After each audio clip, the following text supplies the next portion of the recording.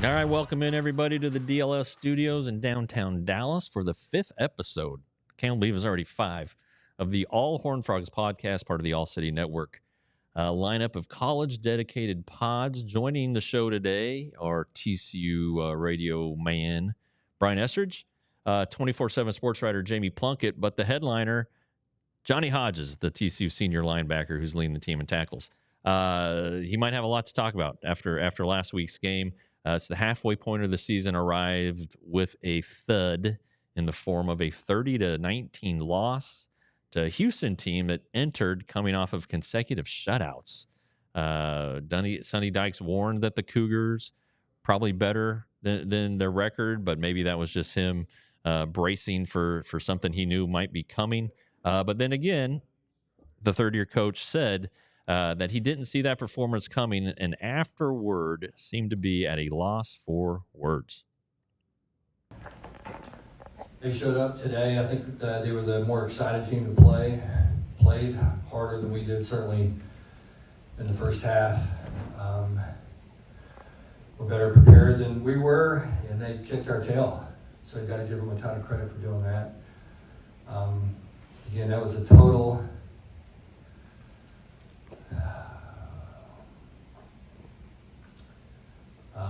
disaster of a football game. We got down early. We, just had a hard time ever getting back in the game. Just couldn't do it. When we had some momentum, we just made too many mistakes. We turned the ball over 4 times again. I think we've got 12 turnovers in the last 3 ball games. That's obviously not playing winning football. That pregnant pause there when he was searching for the right word to describe the game, that was my award-winning camera work. I thought he might be about to get emotional or something. It was just such a long pause, and maybe he was just trying to hold back the curse words. I don't know, but as he said a couple things there. They weren't prepared to play. We'll touch on that here in a minute. But the turnovers are critical, of course. Josh Hoover, the quarterback from Rockwall Heath, he committed 3 turnovers. Of the 4 turnovers, 2 of them were on interceptions. He said afterward that Houston showed a lot of stuff that they didn't show on films that kind of threw him for a loop. But defenses, I think, have started to add just enough wrinkles to kind of disrupt Hoover, who's still a young quarterback. And then it's shown up more here at times lately. There were a few drops by receivers and a few instances where it just looked like they weren't on the same page, Hoover and the receivers. And Houston was also able to get pressure on Hoover with just their 4 down linemen, and that's a definite issue. The the Horned Frogs, I did it again. The Horned Frogs have had trouble up front this year with the run game, but now if you're not able to protect the quarterback, that is a problem. So that's something that's got to be worked on here. The defense was unable to stop Houston on 3rd down. Nnamdi Obiezar talked about how that was a big issue. And a lot of the times, the 3rd down conversions were big plays. The QB run game hurt the Frogs, including the 71-yard TD by Zion Chris just before halftime in a situation where, boy, it sure looked like Houston was going to run the ball where it made sense for them to run the ball. And even Sonny Dykes said afterward that there were times when the coaches were yelling from the sidelines, "Hey, quarterback draw is coming," and the Frogs still weren't able to stop it. There were double digits missed tackles. Those were a killer too. Add it all up, and the Frogs are 3-3 at the halfway point with 6 games to go. The good news maybe is that the Frogs don't play this week. They have the open week. The bye has arrived, and And no, really, the timing couldn't be better. The Frogs get to circle the wagons. They get to get healthy, find the cures for what ails them, and maybe add a few wrinkles for Utah next Saturday. A 9:30 start in Salt Lake, 9:30 Central, 8:30 in Salt Lake. So put a pot of coffee on the stove for that one, because you're going to be up late watching the Frogs play one of the Big 12's preseason favorite. They're 1-1 in conference play, dealing with some quarterback issues there. But the big fix, Sonny mentioned it, is figuring out how to take the energy the Frogs show in practices and the preparedness and all the good things that they're doing in practices and translate it to the games. He said that TC wasn't the most excited team to play Friday, which is an issue. Also, he mentioned that again after the SMU game, and we all know how that one turned out. Basically, the Frogs sound like the golfer who is just striping it on the range, hitting every target, and then he gets up on the first tee and he snap hooks it into a lake. This is something that the Frogs need to figure out, playing with urgency, playing with some fire like the 2022 team did, but also not panicking, staying within yourselves and just being the better football team, or believing that you are. So Sonny Dykes hasn't given up on this team or on this season. Yeah. Well, I still like the team. I'm not giving up on these guys. I still like our team. I still think that we have an opportunity to have a good football team.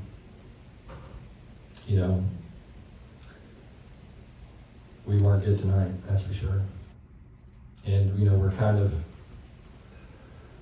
we've been all over the place as far as the way we played. We played 3 games early on. I think we turned the ball over twice in the first 3 games. And then, as I said earlier, we've had 12 in the last 3. And that's not winning football.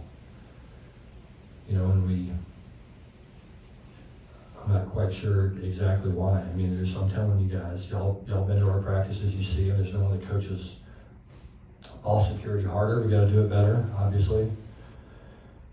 I don't know. I'm at a loss for words to describe. I don't really have an answer for why we played the way we did. It seemed like we came out flat. We talked about how important it was to be the most excited team. We talk about that every single week. It's critical to playing well on Saturday as being the most excited team to play, and we weren't.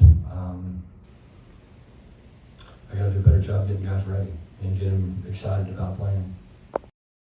Yeah, so next up are the Utah Utes, and if you've been a TCU fan for a while, you know that Utah is probably a rival of the Frogs, or at least they were there in the Mountain West Conference days. When TCU joined the Big 12, Utah went ahead and joined the Pac-12, and did a great job. Kyle Winningham is a fantastic coach. He finds the right guys for his system. They play hard. They play well. They're great in bowl games. They've won some big time bowl games, some New Year's Six bowl games. But if you can remember back in this the history of this series, 2 games really stand out in my mind. One was the 2009 game. The Frogs went to, I thought they went to Salt Lake and ended up losing that game. There was a big drop pass that would have converted a 3rd down and kept the drive alive. I actually remember listening to it on the radio. I remember Brian Estridge describing the play. My wife and I were out and about in Grapevine that night, and then the 2010 game, which really might be one of the better games in the Gary Patterson era. They just went in there and stomped the crap out of Utah. Andy Dalton was fantastic. And that was the game that got the Frogs into the Rose Bowl. The win, it was TC was number 3, Utah was number 5, and just it was Andy Dalton's day. There's just no question about it. And good for Andy Dalton for all he's doing for the Panthers. I know last week didn't go well for him, but a couple weeks ago everything went real good. So it'll be interesting to rekindle this one. Utah's back in the Big 12, or in the Big 12, I guess. The 16-team Big 12, one of the 4 new members this year, along with Colorado and the 2 Arizona schools. Arizona actually beat Utah in their last game, so that wasn't an upset after Utah went on the road and won at Oklahoma State. 0-3 Oklahoma State, by the way, in Big 12 play. They're one of the 3 teams without a win in the conference, one of the 3 teams below TCU in the conference standing. Still a long way to go in the conference race. I think it's safe to say, though, that Oklahoma State will not be in Arlington for the Big 12 title game. Probably safe to say that won't be the Frogs won't be either. It's early, still some conference games to be played, plenty of them. But man, you kind of look at the rest of the schedule. Utah's going to be a tough game. Utah's always tough. Texas Tech, who is atop the conference at 3-0. Baylor, kind of licking its wounds down there at 0-3. Then Oklahoma State. So those 2 games to start November are big games. Then Arizona at home and at Cincinnati. Look, the Frogs need 3 wins to get to a bowl game. They did not go to a bowl last year, finished 5-7.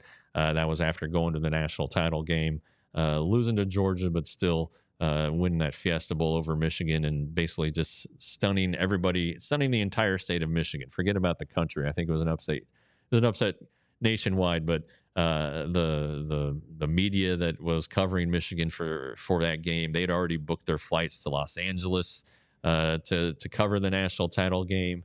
There were tears in their beers afterwards at the media hospitality suite, and those were better times, of course, for the Frogs, who haven't done a whole heck of a lot since.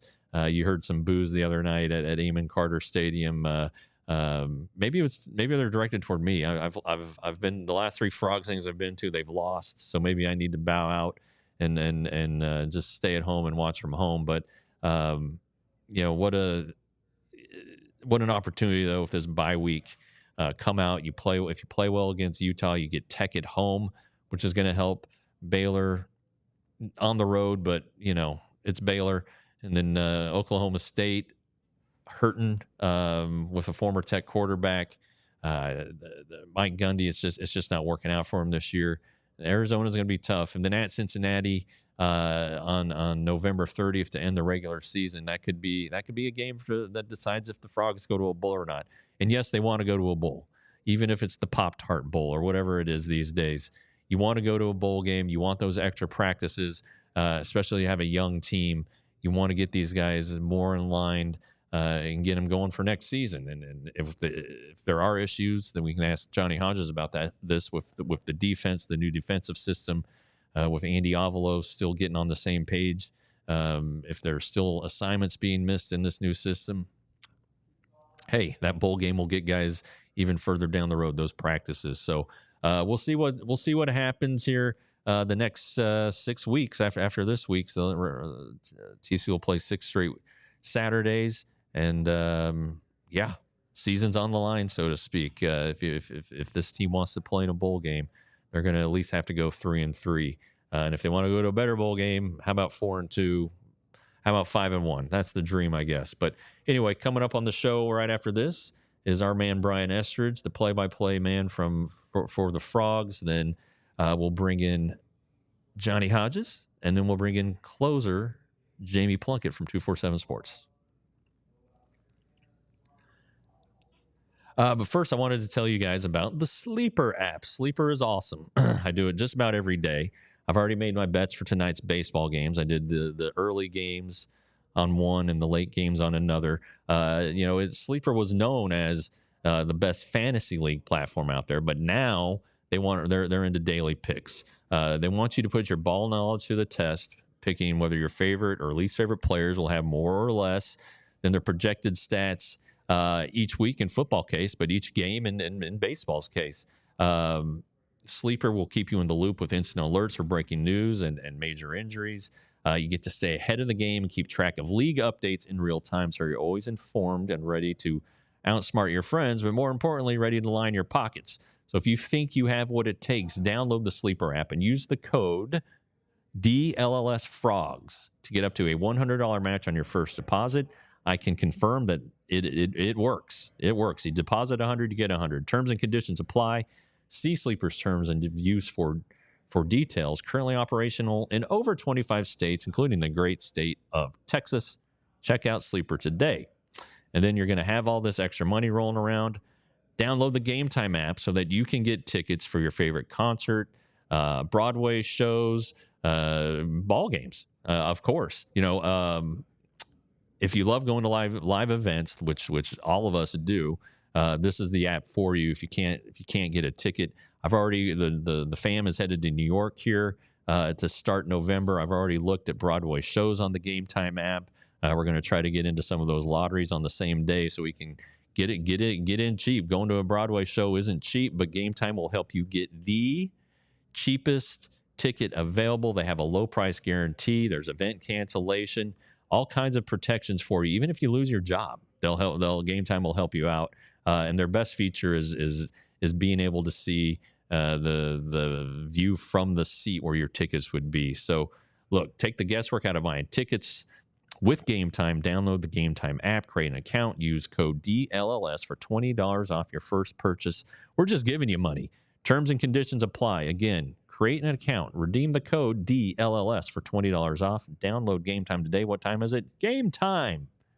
It's also Brian Estridge time. Brian Estridge, there is. How are you, buddy? Uh-oh. We can't hear you. Can't hear you.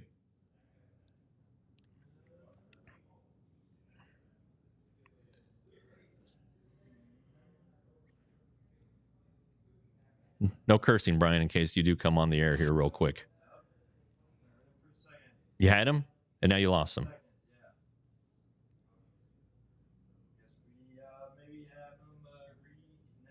How about we reconnect, Brian?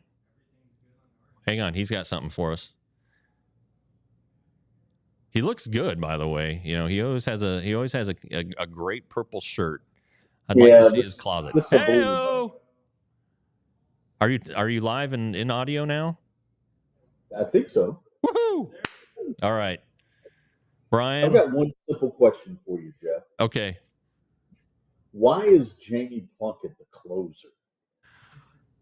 Well, I don't know. He seems very flexible. He can work multiple innings, but he just 315 just seems to be his spot.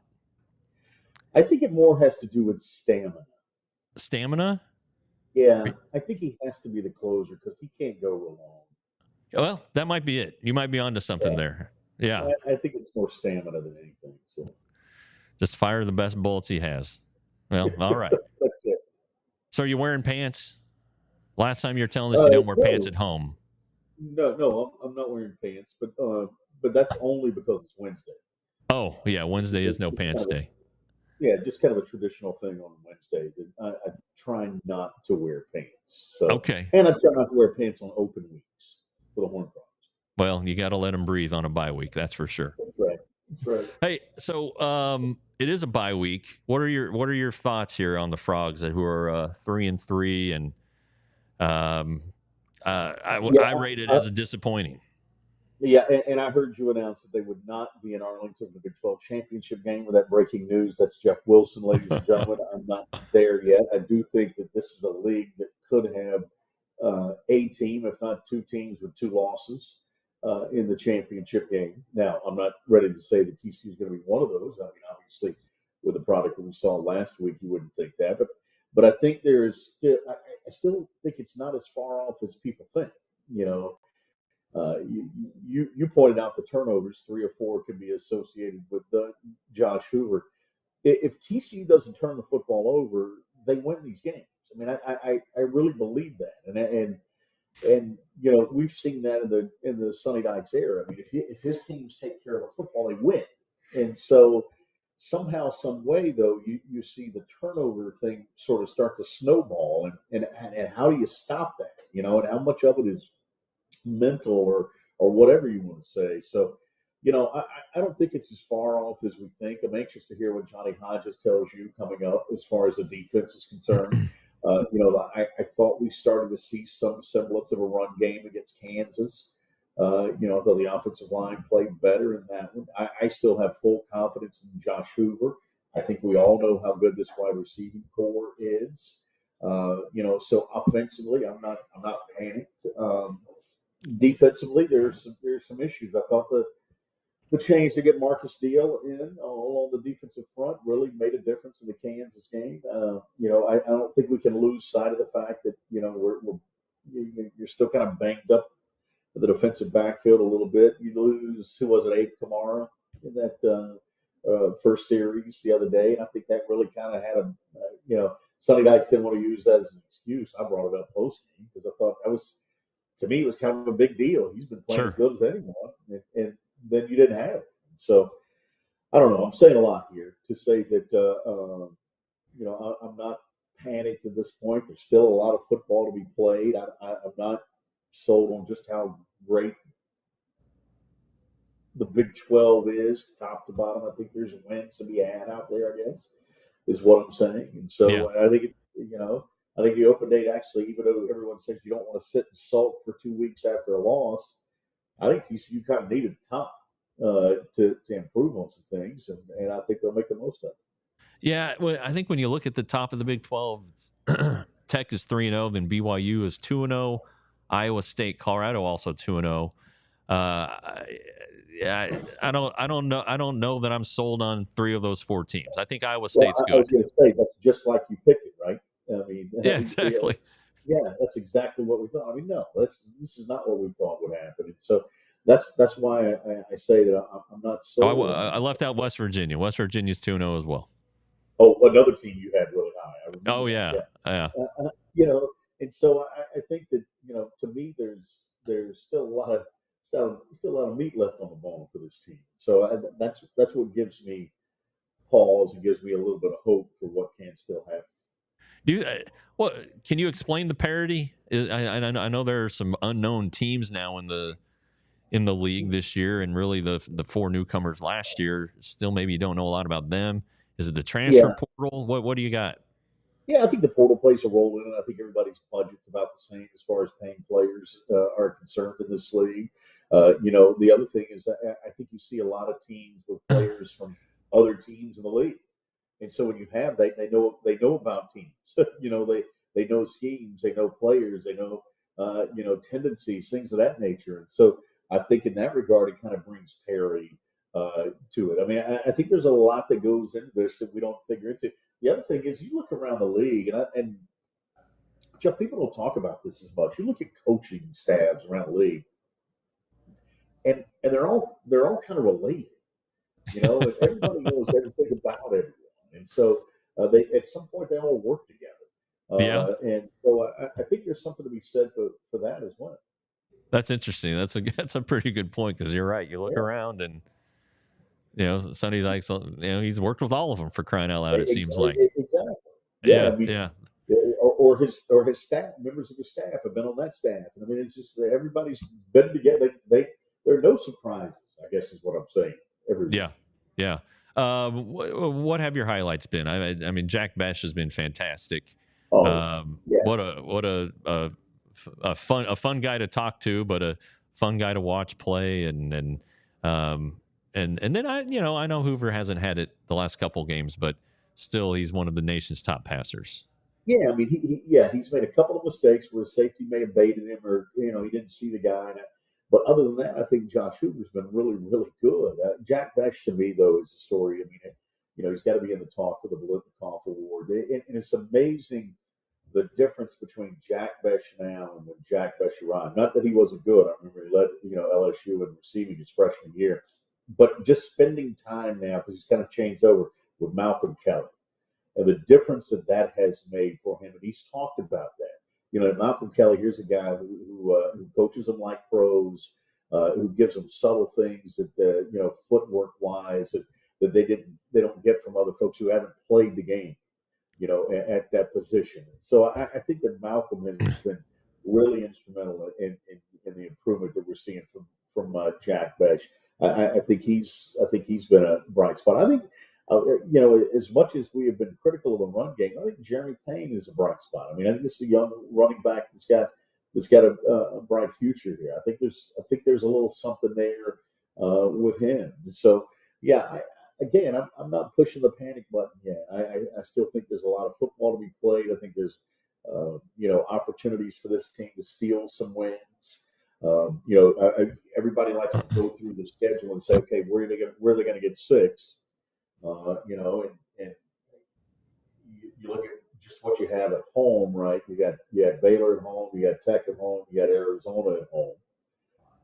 You got to find a way to win 2 out of those 3. I think. Then you got to steal 1 or 2 on the road.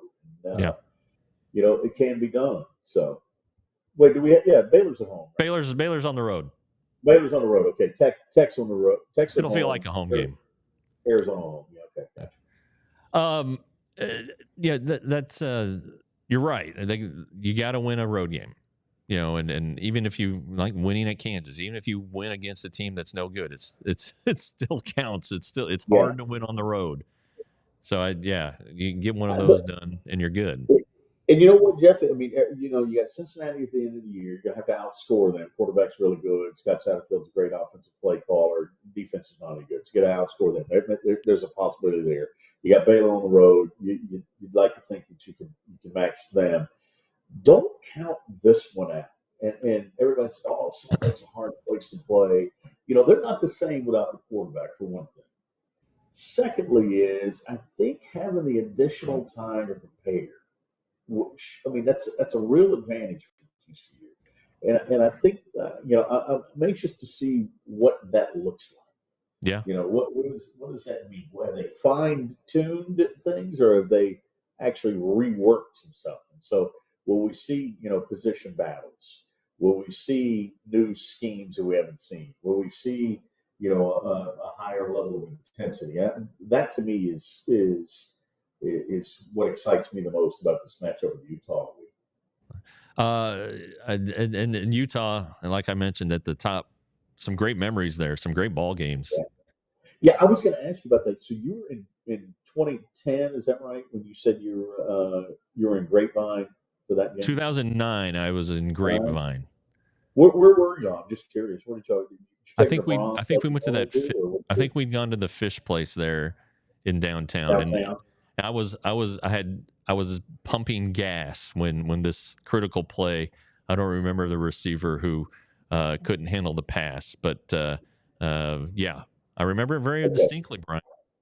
Yeah, you're right. There have been some great games over the years there, at both Utah and BYU. I think back to the game in Provo when Jeff Ballard came in for the injured Ty Gunn. Remember that game? 2005, yeah. Yeah. Was that like 52-51 or something? It was overtime, yeah. Corey Rogers had a huge game, yeah. That's when we learned that Jeff Ballard could actually play.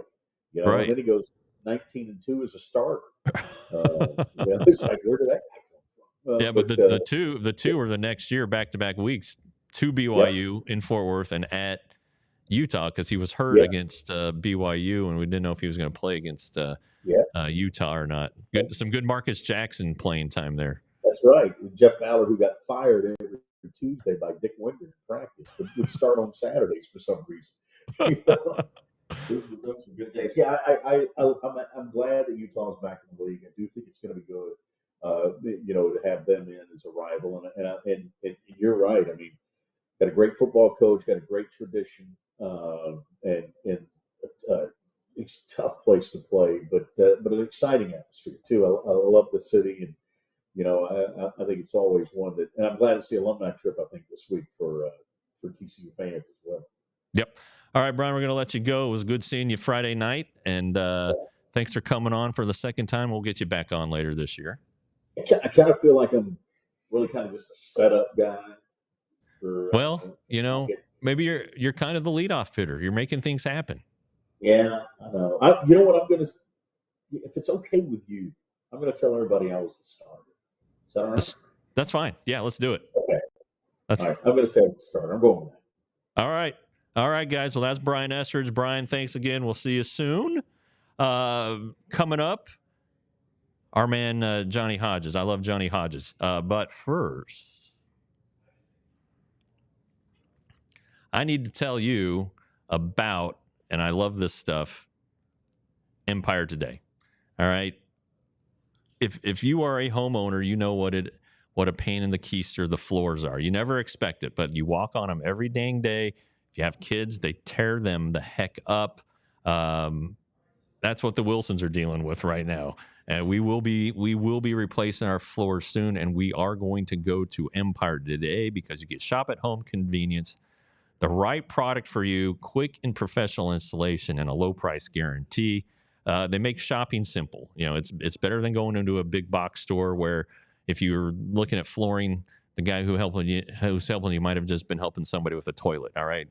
These are flooring only people, and they have a virtual floor designer, which is a great way to help you see your floors, how they look in any space. They pride themselves on their convenient shop at home service, and they service their own warranties, and that's always a big deal with me. So schedule a free in-home estimate today. All listeners can receive $350 off discount when they use the promo code DLLS. Restrictions apply. See EmpireToday.com/DLLS for details.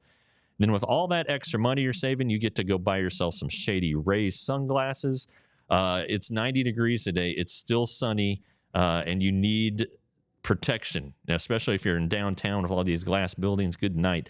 Shady Rays is an independent sunglass company and offer world-class product rated 5 stars by over 300,000 people.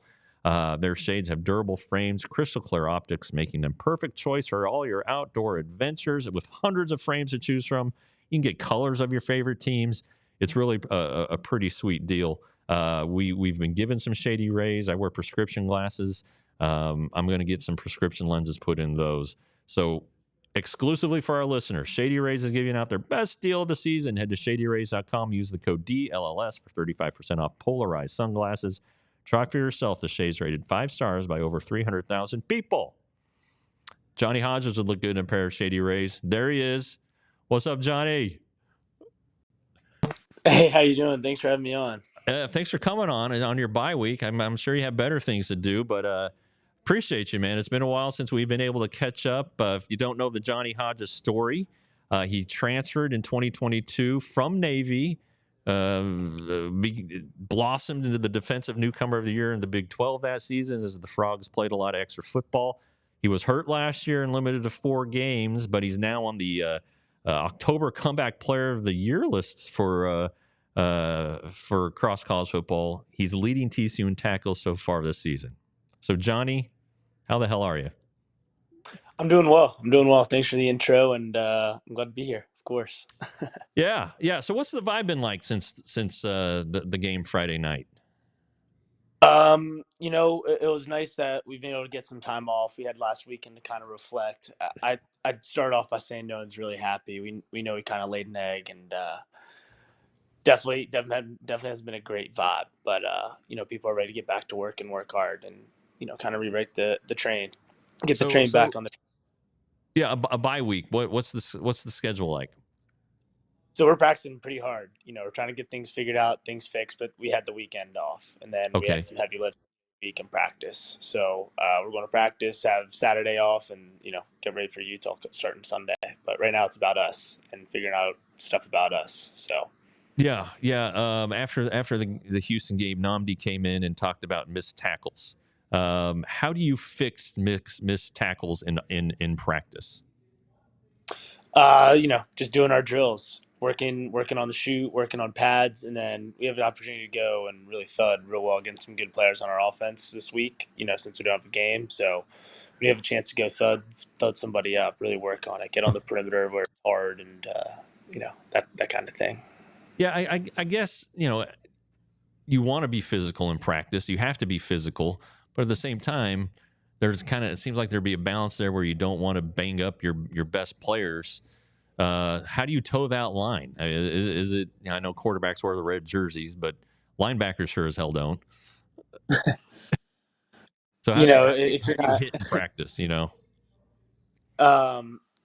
is kind of what you signed up for. If you're playing a position that likes to bang, you gotta like to bang, right? So, but our coaches are doing a really good job limiting reps. We're getting a lot of good looks and good reps, but at the same time, they're not overkilling us. So that's what it really comes down to. The bye week, you do have a good chance to kind of refresh and recharge, but you also have a really good chance to kind of get physical and work on things you need to work on. And we have a lot of stuff we got to work on, and tackling's one of them. So our coach is doing a really good job with the reps and what plays we're getting. And, they're not going to give us just tight end insert and have me go smack the tight end 30 times in a practice. That's not going to happen. I might get one look at that, but I get a bunch of, pass plays, counterfeits, stuff that might not be as physical for me to hit. So basically yeah. All right. How tough was last year? I mean, you I know how much you love to play and how gritty you are, and damn it, you couldn't play because you had injury. Is that how gut wrenching is that? Yeah, it was definitely tough. It wasn't a fun time, but I'm really glad I went through it. You learn a lot about yourself. You learn a lot about your needs outside of football in terms of your mental. So I'm really glad I went through it. Had to cut some people and some distractions out of my life, and figure out what I really wanted to do in terms of like the football thing and what I like to do outside of football. And then just attacked my rehab, had a chance to get healthy and fix things that were hurt for a while. So definitely sucked, definitely stuff watching and not being able to contribute and help at all, but really happy I went through it, and I'm glad I went through it.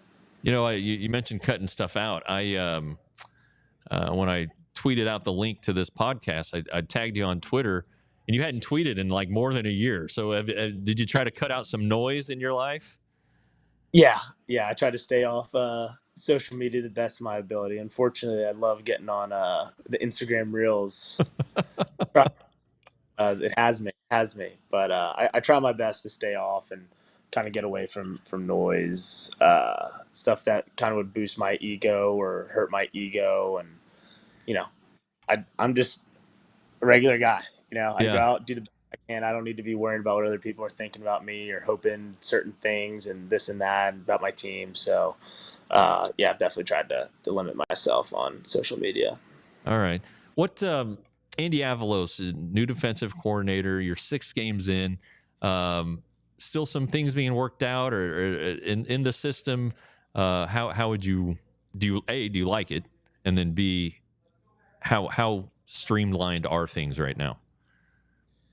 Um, yes, I like our defense. I like playing in a forward down defense, having an extra hat in front of me to help with the run and get pressure on the quarterback. And things right now they're difficult. Obviously, we're not doing what we want to do. Like we're letting up points against teams that we shouldn't be letting up points against, and making busts, and it's not fun. But believe in him. I believe in our defense, and we're going to get it figured out. It's just you got some new guys playing new positions, and we all really just have to hit our notebooks, our playbooks, the film room, make sure we know what to do on every single play, do every single play to the best of our ability. Like we have to play with tenacious effort. All that stuff, as cliche as it sounds, but I do like the defense, and I think the biggest thing is just focusing on us. Like first starting with yourself. What do I have to do to get better? What do I have to do to know things better? And then kind of just trickles down to everyone else on the defense and then the team and so on and so forth. So we just got to get our nose in the playbook and keep studying. So it seems like the bye week might be hitting at a right time Yes, to definitely. to clean things up, I guess, as you're saying. Yeah, Is it possible to do that in time for the Utah game? without a doubt. Without a doubt. And it's going to happen. I know it. What? So you said hitting the books, hitting the playbook, film review. How much are you guys? Do you? I mean, I guess you watch it every day, but you can't beat yourself up over it, or can you? You got to learn from it.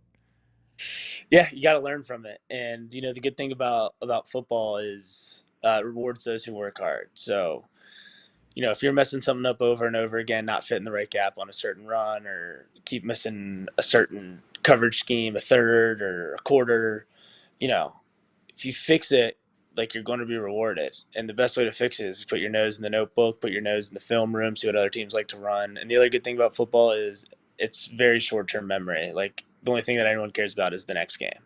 So, yeah, bye Yeah, week's sitting at a right time. We got some stuff we got to work on, and I'm excited for the defense. And I think Avalos is a phenomenal defensive coordinator, and we have a good scheme. great. 8:30 kickoff local time in Salt Lake. How are you guys gonna fill that day? Good night. Seems like a tough road there. Game days are always a kind of a crazy day. You're just for me, I'm very anxious and I'm ready to go. But I'm really excited to be playing at Utah at night. I've heard it's just incredible atmosphere as soon as the sun goes down and crazy things happen. And then just from a TCU standpoint, I remember seeing so many highlights of so many games of us playing up there in the early 2000s and with Andy Dalton and those guys. So I'm excited to kind of, get this rivalry going. There's only been big games when we've played there, and I'm expecting nothing less. So in Yeah, terms of feeling today, like who cares? Like I'm just excited to play there and play them. It's going to be a fun time. And I'm really grateful for the opportunity. yeah. No, it's having been there myself. It's the stadium. There's a lot of history in the stadium because it was built for the 2004 Olympics, the Salt Lake City Winter Games. They turned it into the football stadium. It's on the top of a hill. If you look west, it's beautiful. I don't know if you'll have time to do that to take in the scenery, but it's very, very nice. Speaking of beautiful, do you make it back to Maryland very much? I wish. I haven't been home in a long time, and I miss it. Like especially this time of year up there, it's so gorgeous with the weather changing and the trees and the grass dying, and I miss it. I definitely miss the seasons, but no, I haven't been home. I didn't go home last year because I had surgeries over winter break. Probably it's been 2 years, a year and a half Really? since I've. Yeah, Oh it's been a long time. But well, you got to get back. Do you fly into Dulles? Is that where you fly into? Where do you? from here, I usually fly into BWI. Okay. Oh, Baltimore. All right. Where Southwest lands. But either Dulles, Reagan, or BWI, one of those three at all times. Yeah. Yeah. Well, I guess you missed the DC traffic. I guess and I've been caught in that before. It ain't pretty. You ever touch your lacrosse gear anymore? No, not too. People ask me that all the time if I ever pick up the lacrosse stick and stuff, and I don't even have one here. They're all at home, or I've given away to kids in the neighborhood or Yeah. going out. Or I'll ship them out, but no, I've not touched a lacrosse stick in a long time. I don't really have the time for it, which is unfortunate. Yeah, you were a 4-year letter winner in high school in lacrosse. I mean, it's a physical sport too. I mean, it's not football physical, but lacrosse, I was bigger than just about everyone, so that was also nice too. Yeah, I remember watching a documentary on Jim Brown, the great NFL running back, and Dick Schaap, who was an old-time sports writer. He said that the best lacrosse player he's ever seen was Jim Brown, because Jim Brown played lacrosse at Syracuse in addition to football. I mean, you got to be tough. You got to be special to do that. I mean, that's and it ain't easy catching a ball with a damn net. Good night. It challenges your athleticism, obviously, just change of direction and stuff. But then you also have to be able to shoot on the run and catch with the hand-eye coordination. It's a really fun sport. And I wish it was bigger in Texas because they've had so many people that'd be so good at it. Yeah, absolutely. I think you made the right choice, though, with football. You're doing great.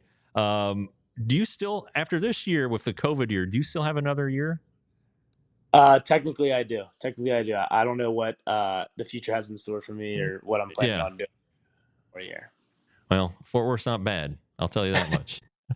I went to TCU from '93 to '97 and never went home to Colorado. So I kind of feel you there. I mean, I visit obviously now, but not a bad place to be. So Johnny, good luck in the second half of the season. Look forward to seeing you guys Saturday in Salt Lake City, but also the rest of the season. As a Frog fan, it's time to win some games and get to a bowl game. As a Johnny Hodges fan, stay healthy and keep kicking ass. Will do. Thank you for having me. Yeah, thanks for coming on, guys. That's Johnny Hodges, the senior linebacker from Maryland. He transferred from Navy to TCU, had a great 22, hurt last year, and he's back to doing good things on the football field this year. Coming up, Jamie Plunkett, the closer, despite Brian Estridge's objections. But first, if you don't know what DLLS is yet, and I run into a couple people who occasionally don't know, it is the sports website that's telling the DFW sports story like nobody's ever done before through our fantastic staff writers, and then our daily podcast for the 4 major sports, and then TCU. TCU is the only college podcast we're doing. It is part of the ALLCITY network, but I like to think of it as the DLS at least stepbrother. But I mean, we're doing it here anyway. But diehard membership, $79.99. You get a free T-shirt. valued at $35. Free t-shirt every year you're a member. So basically you're getting your membership for $45. You get access to all of our written content, including stuff that goes behind the paywall. I wrote a Texas Ranger story today about their TV situation that you'd want to read. So go to alldlls.com/join-diehard to become a diehard member today. And then while you're out there on the interwebs and you get all signed up and you pick out your free shirt at store.allcitynetwork.com. Don't just buy one. All right. Keep them coming. There is a TCU shirt for you Horned Frog fans. It's the little Horned Frog guy right there on a like a heather purple t-shirt. It's really sharp. Mine is reportedly in the mail. I'm looking forward to having that one. I bought 3 Ranger shirts. There's sweatshirts. There's going to be hats very soon. And as you know me from my TCU coverage in 2006 to now, if you've seen me on Rangers podcast or at the ballpark, you know I'm always wearing a hat. So look, go to store.allcitynetwork.com, pick out your stuff, represent DLLS. It is the new way of telling sports stories, and we want you fans involved. All right, Jamie Plunkett, there he is. He's our closer. Did you hear Brian trashing you about being the closer? Yeah, listen, I'm not about to stand here and take any crap from a man who can't even unmute himself properly. So he can go find his pair of pants, figure out how to put them on, figure out how to work a computer, and just let me be the closer in peace. That's a win for Jamie Plunkett right there. I hope Brian hears that. If not, we'll make sure we get it to him. Hey, what's going on with this football team, Jamie? I sat next to you the other day at the Houston game. I kept my distance because I thought you and Jeremy Clark might start throwing things. Look, we're always, very even keel and level-headed in the press box. We never have any shenanigans or say any swear words out loud or anything like that. But no, it's easy and challenging simultaneously to kind of put your finger on what's going wrong with TCU football right now. I think the easy identifiable thing is they're turning the ball over way too much. Yeah. And they can't tackle, and especially in the run game. They're 0-3 this year when they have double-digit missed tackles. They missed 15 against Houston, 11 against 15. SMU, 12 against UCF. Johnny Hodges had 4 against Houston, 4 missed tackles. But the biggest one was probably Nnamdi Obiezor missing a tackle on Donovan Smith on 3rd and 9 that allowed him to run on a designed QB draw for a first down that kind of put that game away. It's something that has to get fixed, and I'm not sure how many drills you can do in the middle of a season to fix somebody's will or desire to make sound tackles. So big challenge for TCU football over these final 6 games is to figure out how to be more sound from a fundamental, don't turn the ball over, make good tackles standpoint. But that's what they got to do. Yeah, I think the silver lining after the SMU loss was that it wasn't a conference game. And I guess the silver lining now for the Frogs is that the Big 12 is wide open still. And I Brian and I were talking about it. You might have heard that the teams at the top weren't supposed to be the teams at the top. Now, you see it every year. You saw it with TCU in 2022, but it seems like there's still some wiggle room here for the Frogs to I'm not saying win the conference because I've already kind of canceled them out of my Arlington plans, but to at least show a little better and maybe get to 6, 7, or 8 wins. I mean, it's possible, and that's what you hope for at this point, is to see improvement from here on out. They've got the bye week. I think it's coming at a really good time for them to start to try and solve some of these issues. But at the same time, you just gave up 30 points to the worst scoring offense in the country, and you're about to go on the road to a very difficult place to play. You get Oklahoma State at home, which is nice. They haven't looked very good. You get Arizona, who I don't know who's going to cover Ted McMillan in this secondary. That's going to be a really, really big challenge. Baylor is playing for their head coach's life right now. It's a rivalry game when you go down to Waco this year, so who knows what that's going to look like. You end the season on the road in Cincinnati to a team that is one of those teams that's near the top of the conference unexpectedly. Their defense has looked really good in spite of losing some of those really big D tackles that they had that aren't playing this year. And so, I think there's always reason to be hopeful. But at the same time, I think it's important to be realistic. And realistically, TCU hasn't shown me much this year to make me think that they're going to turn it around in some significant way. Now, can they win 3 of these last 6 and get to a bowl game? Sure, I think that's on the table. But even my preseason prediction of 8-4 at this point, I feel is unreachable, unattainable. Yeah, when you're talking about Tet McMillan, he had a 300-yard game earlier this year. He's a junior. I'm assuming this is his last year in college, but good night. That's going to be a matchup for, you would guess, I don't know, one of the transfers. Broughton James. Yeah, I mean, it seems like Scud's playing the best right now, but I guess you cross that bridge when you get to it. A lot of other bridges to cross. Yikes. So anyway, there's more. We got a bye week this week on the football side, but football is not, believe it or not, the only sport being played right now. The women's volleyball team is fantastic. Melanie Parra looks like she's going to be an All-American. She's been the conference player of the week 4 times already this season. They just beat Baylor, a game that was on national television. It seems like the Frogs have a chance to maybe go deep this year in the tournament. You would think. I mean, they're playing at a really high level right now. They're 11-3. They're 3-1 in conference play. And like you said, Melanie Parra is playing at a level that we haven't really seen from anybody at TCU in recent memory. She's playing at an All-American level right now, which is really cool. And you look at their schedule, the way it lays out over the next couple of weeks. They're at Utah, they're at BYU, and then they're at Texas Tech. So this kind of 3-game stretch here on the road will really kind of test and see how they can play away from home. They've done really well at home this year. They played pretty well in the tournament down in Waco. They've had a couple struggles on the road. See if we can't maybe resolve some of those things. That might be the final hurdle before we really get a good understanding of how this team plays. That BYU Utah double is always a little tricky for whatever reason. Not just in volleyball, but in basketball. Any time, any season where you play an opponent more than once, that's a tricky one.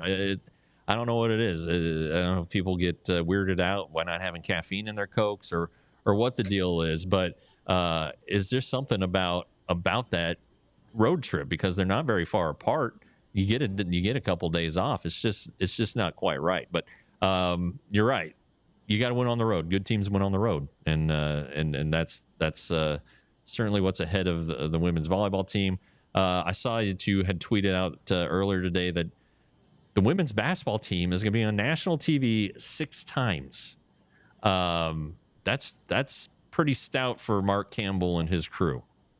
Yeah, I think the Big 12 has 19 total nationally televised games this year, and 6 of them involve TCU. Wow. Which is a testament to Campbell's ability to build a roster, his ability to schedule non-conference, because 3 of those games are non-conference games. He's got 2 Final Four teams from last year, NC State and South Carolina, traveling to Fort Worth to play the Horned Frogs this year. Both of those games are going to be on ESPN's network of channels. You've got 2 games against Baylor that are on national television this year, a game against West Virginia. It's really impressive how much momentum TCU women's basketball is picking up in such a quick amount of time. Now, if you're going to play in front of a national audience, it would be better to win.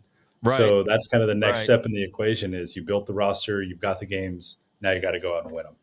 Yeah, I was looking at the roster, and there are a lot of holdovers from last season, and then there are the transfers with Haley Von Lith and Maddie Shearer and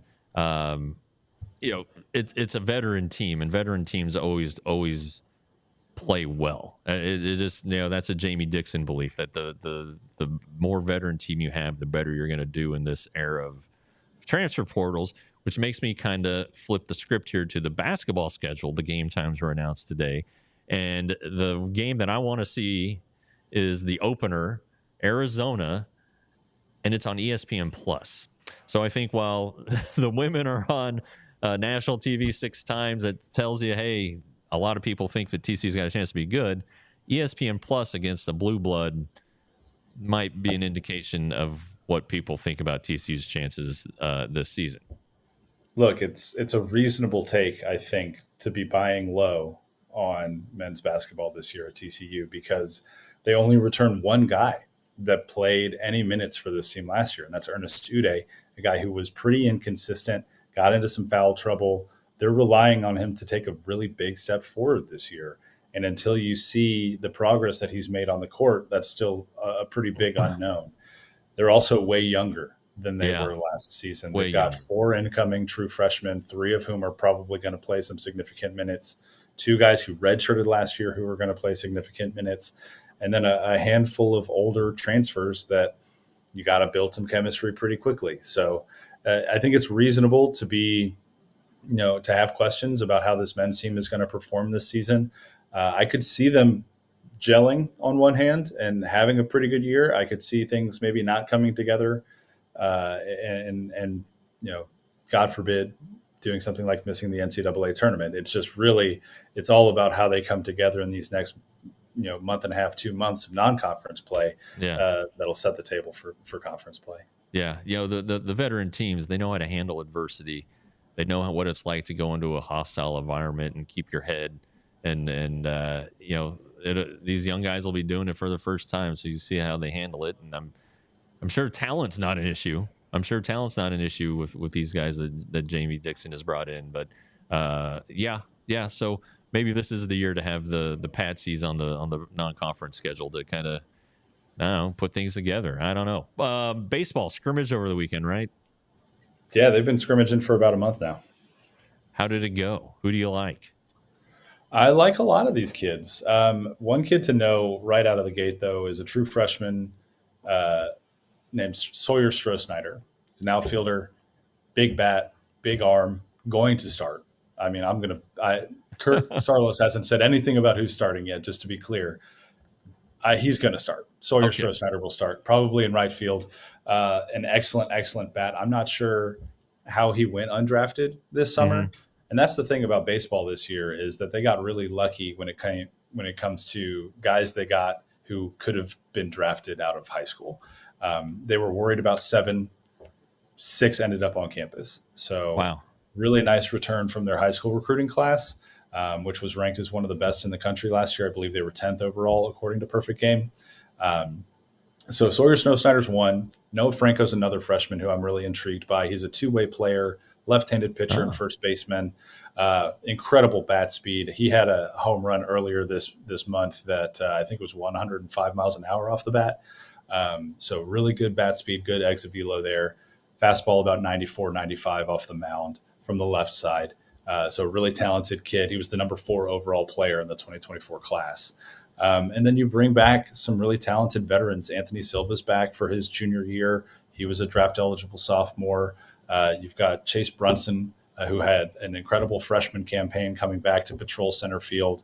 And you bring in some key transfers as well, like Tommy Lepore, a pitcher out of Wichita State. Yeah. I've heard this story before at TCU last year with Peyton Tolley. He's wearing Peyton Tolley's number as well. He's cut from the same cloth personality-wise. It's like they found some sort of clone factory up there in Kansas to just churn out big, strong, hard-throwing pitchers. So nice little pipeline building there for TCU. But I'm intrigued by this team. I'm impressed by the talent. Obviously, it's only, October 9th, so we've got a long way to the season. But it seems like Kirk Sarlos has brought in a good amount of talent to try and get back to the tournament where TCU belongs.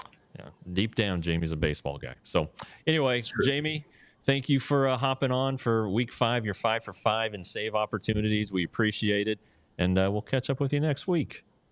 That's how you close out a show, Brian Estridge. All right, Jamie Plunkett, 247 Sports Frogs Insider Podcast.